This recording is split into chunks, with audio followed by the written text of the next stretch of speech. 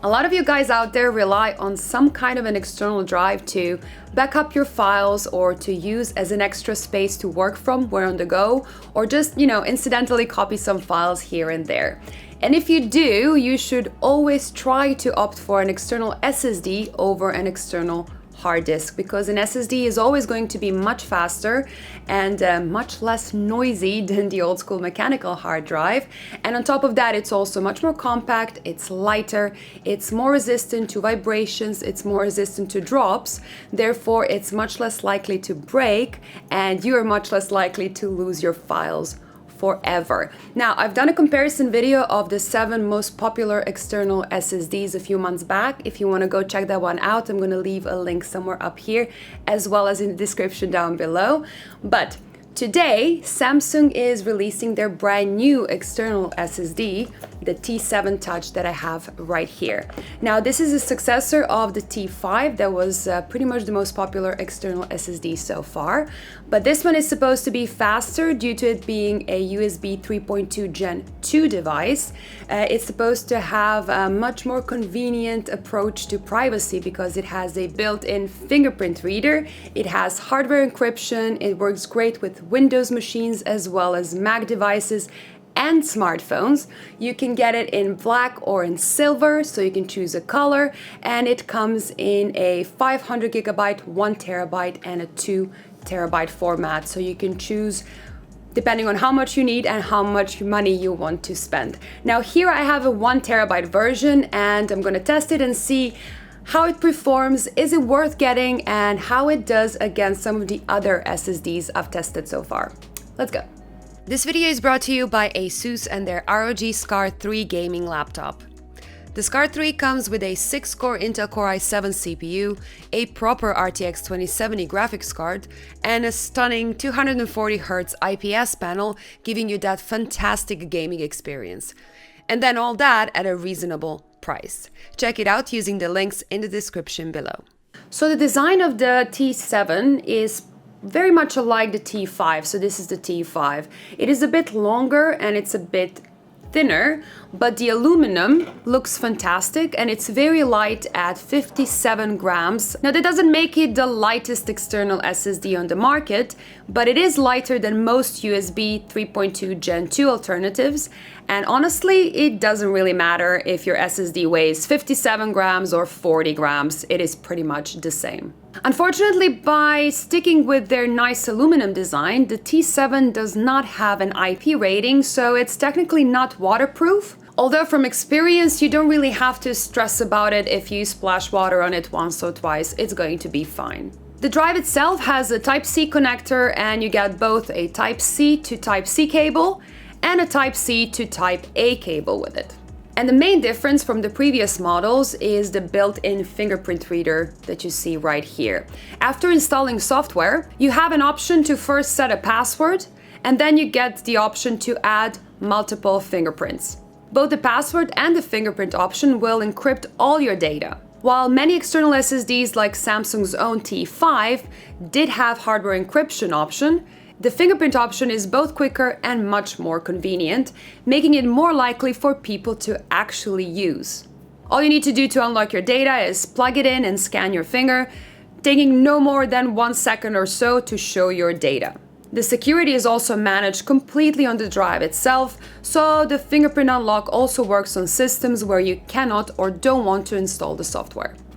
Now, another nice touch is that the fingerprint reader also doubles as a status indicator, which most of the SSDs out there don't have, and I know that some of you do care about. You still want to properly disconnect the drive before plugging it out, but it's really good to have, and I think it gives the T7 Touch just such a great look as well. So let's talk performance, and when I actually look at the performance of an SSD, there are 2 things that I care about the most. One is how it performs when you copy a large amount of data to it and from it, and the second thing is how it is actually to work directly from the external hard drive, which is what most traveling video editors should care about the most. In straight transfer tests, I can see that the T7 Touch does benefit from the USB 3.2 Gen 2 upgrade, surpassing the previous generation SATA drives in both read and write values, meaning that you actually need to have an internal NVMe drive to really benefit from the extra speed. Especially when reading a large mixed dataset, the T7 Touch leaves the T5 far behind and is almost twice as fast.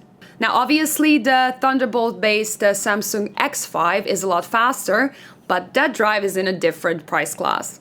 Now I do want to say that the T7 Touch isn't the fastest USB 3.2 Gen 2 drive we see here either, with the SanDisk Extreme Pro portable SSD and the Transcend ESD 350C being a bit faster in general, especially when writing a mixed dataset. And that's all fine.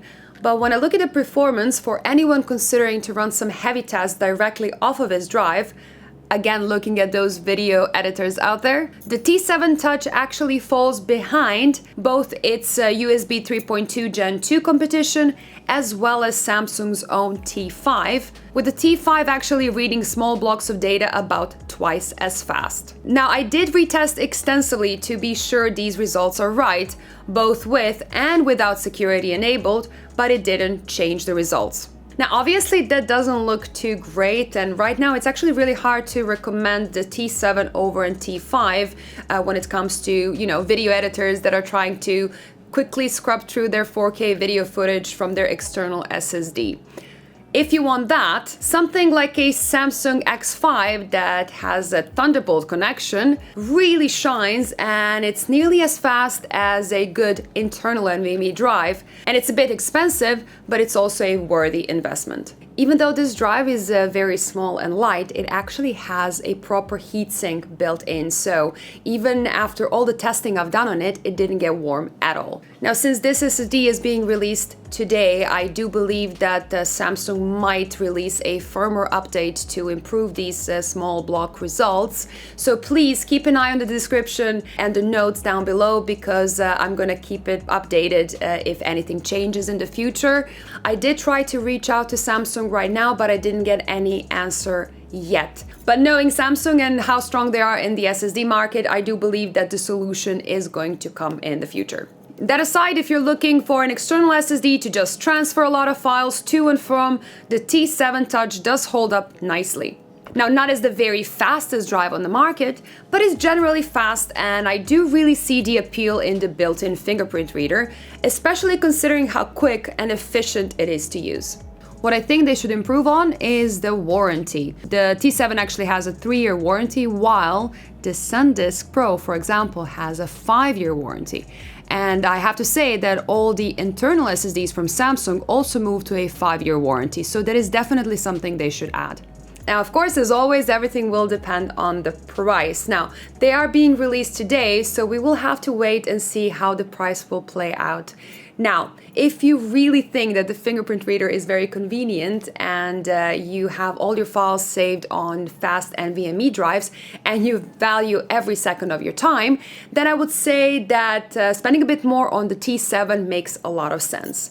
But if you have to keep an eye on your finances and you have all your data on SATA drives, then I would say you shouldn't ignore the previous generation of external SSDs, so the Samsung T5, for example, which actually dropped in price a lot in the past year, because that one still offers a lot of value for most users out there.